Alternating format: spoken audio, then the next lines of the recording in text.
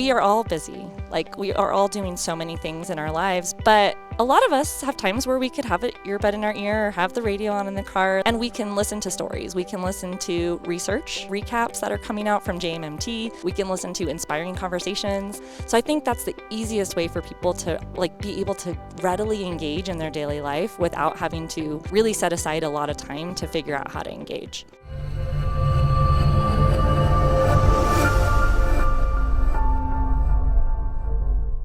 Next guest is Dr. Laura Wenger, Fellow of AAOMPT, Assistant Professor at the University of Utah's Hybrid DPT program, part-time clinician in Durango, Colorado. She's also co-chair of AAOMPT's Inclusive Membership and Engagement Committee, helping make the Academy a place where every member feels seen, supported, and connected. You do a lot.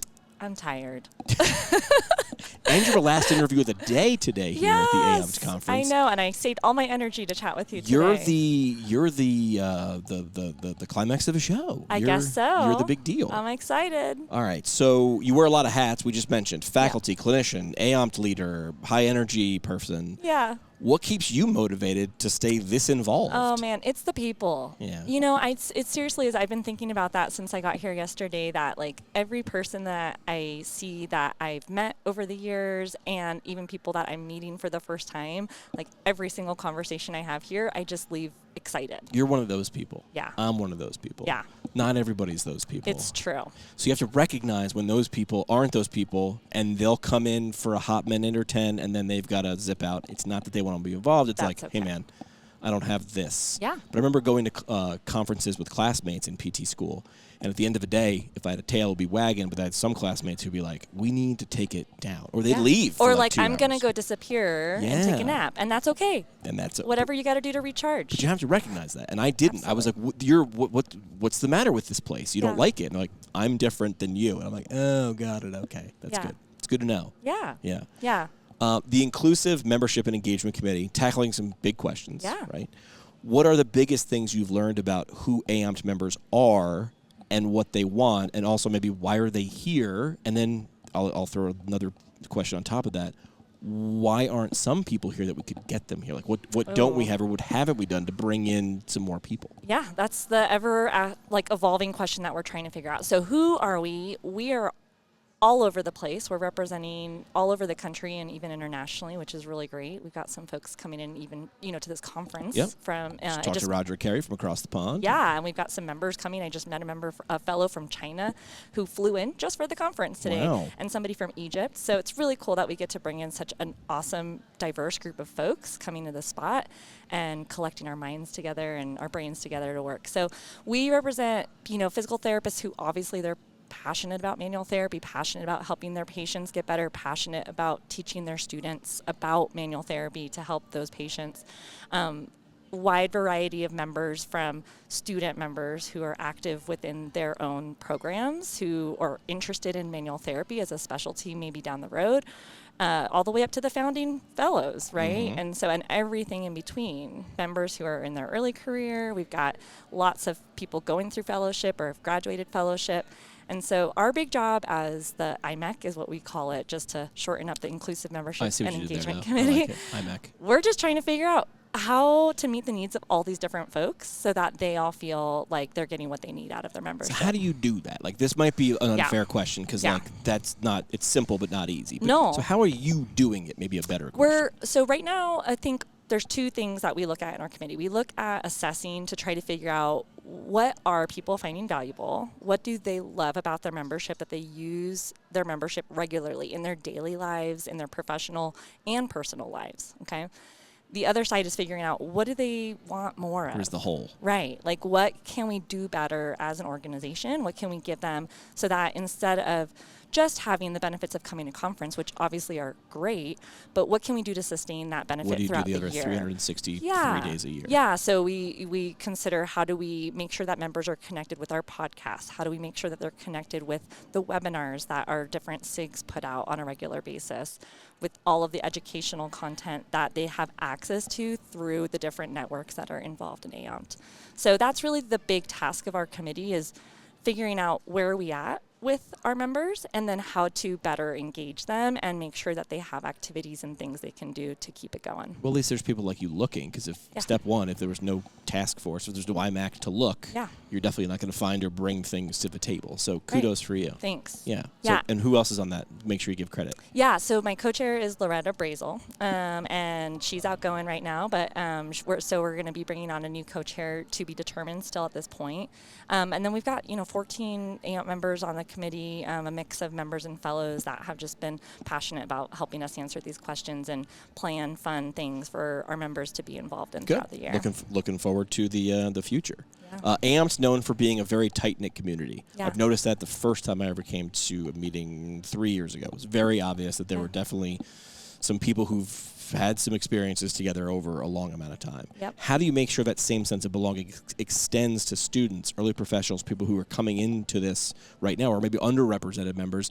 What are some things that need to be there from your point of view? Yeah, so we have a couple programs that we're really intentional about making sure that anybody, regardless of what their membership status is in terms of the type of member that they are, from a student to a member to a founding fellow, we want everybody to feel like this is a place where they belong and where they're included. And so we have the experience program. That's one of the big things that we do at conference every year. It's for first-time attendees. What is that? Because I saw that on some chairs. Yeah, so we've got the screen logo, and basically it's a program, it's a way that first-time attendees can come and find people to be with, to navigate conference with, and they have a group built in, even if they came here knowing not one person already outside of the organization. So they can show up, and they already have a group of folks that are kind of in the trenches with them. They're looking out for them. Yeah, and also there's guides as part of that process. So we have other members who are kind of in charge of that as mentors almost, of like how to be engaged in conference, how to meet people in terms of the networking and making those connections. So it's a really great way for people to come in right off the bat, and instead of just being like in the back, like, where do I go? Who do I talk to? They've got a group to talk to right away. I'm pretty outgoing, but if you show up and you don't know a thread to pull or a place to slide into, it can be difficult to find your place or a place or any of those things. Exactly. So you've got that program that exists. That's perfect. Yep. You teach in a hybrid program, practice in a rural area. Thank you for doing that. It's needed. How do those experiences shape the way you think about inclusion and accessibility in PT education?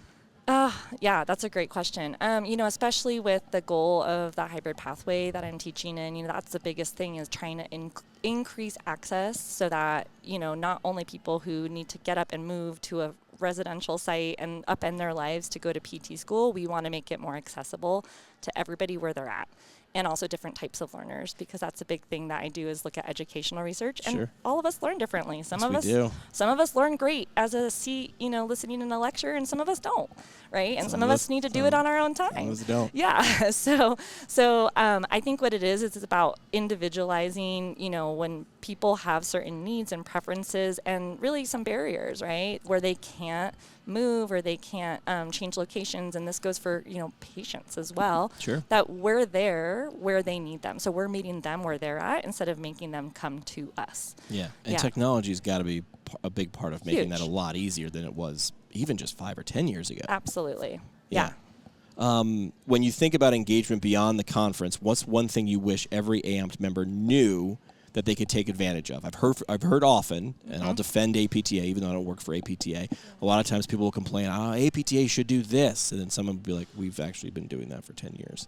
It's just knowledge. So what's one thing that you wish every AMP member knew that they could take advantage of that you're already doing here that excites you? Yeah, perfect. I think easy podcasts, listening to podcasts. Here we are. No, but really it's the sense that we are all busy. Like, we are all doing so many things in our lives, personally, professionally, but a lot of us have times where we could have an earbud in our ear or have the radio on in the car, like have it synced up to our phone, and we can listen to stories. We can listen to research, recaps that are coming out from JMMT. We're getting some, nice podcasts with those authors and those researchers. We can listen to inspiring conversations, like some of the conversations that are coming out of Hands On, Hands Off, and just about where we are as a profession and where we want to be and how we're going to enact change in the profession. So I think that's the easiest way for people to be able to readily engage in their daily life without having to really set aside a lot of time Sure. to figure out how to engage. I ran radio stations for years. Yeah. If you had asked me, hey, we're gonna take an hour a week on your radio station, your FM radio station, and we're gonna talk about manual therapy, I would have said, I need you out of my office. Yeah. But now that you have a podcast, you can do the reverse. Yeah. So this is what I want to highlight: is radio is broadcasting. Podcasting is narrowcasting. You literally flip the funnel, so you can get as random and niche and into the depths and the nooks and crannies of any little conversation, which wouldn't make sense to 100,000 people. But if it makes sense to 100, we can scale that. This conversation being recorded now is going to reach lots and lots of people, but it might affect one or two on the first listen from joining AAOMPT, and they might not have. And is that effort, is that ROI good? Yeah, us having a 15-minute conversation, 2 new members, who knows where those members will go. Yeah. Having that one resource. I mean, obviously you can tell I'm passionate about communications, but that's just my jam. Yeah, no, so I agree. Yeah, so the resources. A lot of times it just is taking a look at what is already there. Yep, and then just making sure that we access it and actually use it, because it's already happening. Correct. So just tap into it. Correct. If you could describe the ideal AAOMPT membership experience in one sentence, what would it feel like? The ideal AAOMPT membership experience. It's a very broad, open-ended question. And what would it feel like? I mean, I was sort of teeing you up with Okay, I love it. The word inclusive probably would. Got it. Like something like that. No, I got it. Okay. It would feel like you walk into a room with people who think like you or expand your thinking beyond where you even thought you could go in any possible situation. I did not think you were going to go that deep when I wrote this question, but that was deep. I liked it. Yeah. And I know this is more than one sentence. That's okay. But maybe it's a conjunction. And like you have made a friend for life in every person that you encounter. Oh, we did. We did episodes last year of people, a woman and a man met. I'll have to go back and look at it. It was a great video. They met. Both of them came independently, so they were both orphans, and then they met, and they were like, now we're BFFs, and they've come every year for like 10 more years, and they're like, I'm your people, you're my people, and we come, and this is our thing. And they lived so far away from each other, at home, but that was their thing. Yeah, and we don't stay at the surface here. The conversations that are had not only at conference, but outside of conference, and committee work, and research, and the podcasts, and any of the other networking opportunities available throughout the year, we go deep, and we challenge each other in a really awesome way that only leaves everybody better on the other side of it. Like, we all just grow from each other and learn from each other, and that's the best part. Mic drop. All right, let's do it. Parting shot, we call it. Last thing, mic drop moment, soapbox statement, some quote. What would you want to leave the audience with as we wrap up? I think the biggest thing is just I love to see how members challenge themselves to grow as individuals, and that can mean so many different things depending on where they're at in their profession, in their life, right? So students coming and submitting a poster and going, out of their comfort zone to just be like, I don't know what I'm doing. Gutsy. And I have a poster, and then now they want it to be a platform, and I'm going to make it happen, and I'm going to tap into my faculty to help me. People who are thinking about fellowship, talking to fellows, and trying to get a sense of what are the different programs, what do I want to do, and maybe it feels uncomfortable to put themselves out there, but they do that investigation, and they figure out what's best for them. And then people who are fellows seeking out mentees, making sure that they're figuring out a way to pay it forward because they had great mentorship. So everybody on all of those different aspects, just getting out of their comfort zone a little bit, talking to somebody new, and making a relationship that's going to be really impactful. Well, that's what we'll put on the brochure from now on, Laura. Well Awesome. Well done. Laura, appreciate the time. Thanks for doing this and sharing. And thanks for your work on the committee and helping to spread that. Yeah, no worries. Thanks, appreciate Jimmy. it. Yep. Well done. Thanks for listening to Hands On, Hands Off, the official podcast of AAOMPT. Subscribe now so you never miss an episode, and connect with us at aompt.org or at AAOMPT on social. Opinions are those of the guests and not official AAOMPT policy. See you next time.